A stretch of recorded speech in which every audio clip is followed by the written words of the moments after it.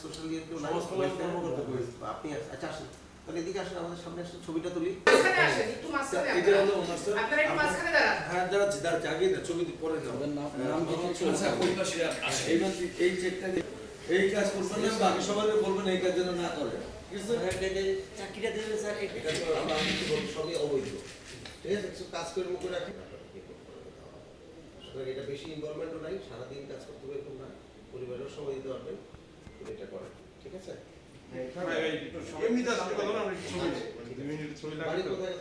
আমার বরিশাল বাকি আছে। আপনি তো যে যা করছেন মিডিয়াতে আমার ঘুম আরাম করতেছেন একটা টাইমটা, আপনারা কবে ঢাকায় ঢুকছেন, কবে আপনারা? আমি ঢাকা 2008 আর আপনি গার্মেন্টসের কাছে আমার 5 বছর হয়েছে। 2 বছর বাড়ি কোথায়? তিনজনের কি আপনাদের নিজস্ব রিক্সা? তাহলে আপনার মালিক একজন কিছু বলবে না? বলবো, কি বলবো? আর আপনি আমার ক্ষতিপূরণ দিবেন কিভাবে? ক্ষতিপূরণ এটা আপনার এই করে দিলেন, আমার মালিকও গরিব, আমিও গরিব। আচ্ছা, এটা বলে দিলাম, মালিক গরিব, মালিকের একজন 10টা 20টা করে আছে আমার এলাকায়, আমি নিজে জানি মালিক গরিব। আমার কাছে এমন কাছে আছে এক একজনের 100 রিক্সা। মালিক কখনই গরিব একটা দিয়ে আপনার চালায়, মালিকের রিক্সা আছে কতগুলি? একটা প্রশ্নই আসে না, এটা মিথ্যে কথা। একটা আমি প্রমাণিত, মিনিমাম 20টা মিনিমাম। আর এই যে আপনারা জানেন না যে অটো রিক্সা যে চালানো যে নিষেধ বা মেইন রাস্তায় তোলা যে নিষেধ, এটা মানবিক থেকে দিয়েছে, এটা দুর্বলতা ভাবেন না। অটো রিক্সা যে মেইন রাস্তায় চালানো নিষেধ, এটা কি জানেন না আপনারা? কালকে একবার পোস্ট নাই, আর এইভাবে চলতেছে বাংলাদেশে, গোটা বাংলাদেশে।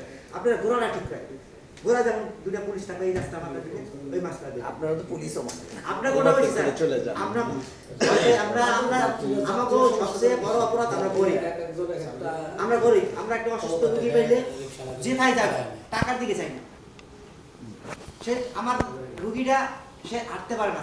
আর আপনাদের সেন্স যে আপনাদের অর্ডার আছে বিদায় দিতে গাড়িটা ভাঙছে, আপনাদের অর্ডার ছাড়া তারা ভাঙতে পারেন না, শুধু কর্মকর্তারা ভাঙতে হয়েছে দিতে ভাঙছে। কিন্তু আমার একটা পেশেন্ট ছিল, আমি পিজি হাসপাতাল থেকে তাকে নিয়ে আসছি। আচ্ছা ঠিক আছে, কালকে আমরা সরকারের মানে শহরের মেইন রাস্তায় রিক্সা, যে কোনো রিক্সা চলাচল, মানে এটা তো ডিএমপির আগের নির্দেশনা আছে, আমাদেরও নির্দেশনা আছে, আমরা তো উঠতে দিব না, এই ক্ষেত্রে কোনো ছাড় নাই। কিন্তু সেই জন্য আরেকজনের বাহন ভেঙে ফেলাটাও হয়তো বা এটা অনেক বেশি কড়া হয়ে গিয়েছে। তো সেই কারণে আমি ভাবলাম যেটা এটা আমাকে আসলে, কারণ এই দরদের শহরই তো আমার কাজ, তো এই জন্য আমরা তাদেরকে শুধুমাত্র ভেঙেছি তা না, আমরা তাদের চাকরির ব্যবস্থা করে দিয়েছি, যেন তারা আবার আরেকটা রিক্সা নিয়ে যেন না নেমে যায়। বরঞ্চ অর্থনীতিকে আমরা 50,000 টাকা করে আমরা 3 জনকে 1.5 লাখ টাকা দিয়েছি, এবং তাদেরকে সাথে আমাদের কমিটমেন্ট হয়েছে তারা চাকরি করবেন। আমরা স্পেস তৈরি করে দিয়েছি আমাদের জোন 5-এ, ওখানেই তাদের পরিবারগুলো চাকরি করবে, এবং এইরকম রিক্সা নিয়ে, অবৈধ রিক্সা নিয়ে তারা আসবে না। কিন্তু এর সাথে সাথে আমাদের মেসেজ হচ্ছে, রাস্তায় যারা বের হবেন, পুলিশ কিন্তু তাদের বাহনগুলো আটক করে কিন্তু ডাম্পিং করবে। যে কোনো অবৈধ বাহন যখন রাস্তায় চলে, সেটা যদি লাইসেন্স না থাকে, কাগজপত্র ঠিক না থাকে, তখন পুলিশ কী করে? ডাম্পিং করে। তো সুতরাং আমরা আইনগতভাবে ডাম্পিং করার পরামর্শ আমরা দিয়েছি। তো ডাম্পিং চলবে না, না না ডাম্পিং চলবে। আমরা ডাম্পিংয়ে যে প্রসেস সেটা যাবে, এটা তো হচ্ছে একটুখানি করা হয়ে গিয়েছে, অনেকের মধ্যে করা হয়েছে। আমরা একটা কড়া মেসেজ দিতে চেয়েছি।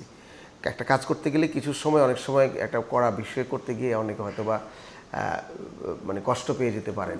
তো 10টা কাজ করতে গেলে আপনার আরো 2টা ঘটনা এরকম ঘটবে, সেই সময় কি আপনি একই রকম কর্মকাণ্ড? আমরা চেষ্টা করব।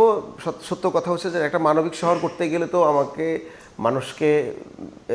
মানুষের যন্ত্রণাটাকে আমাকে আসলে বুঝতে হবে। এটা যদি না বুঝে আমরা শহর চালাই, শহর তো একটা মেকানিক্যাল জায়গা না। তো আমরা চেষ্টা করব মানে আমাদের অন্যান্য ড্রাইভগুলোর ক্ষেত্রেও আমরা সর্বোচ্চ পরিমাণে মানে সহনশীল থেকে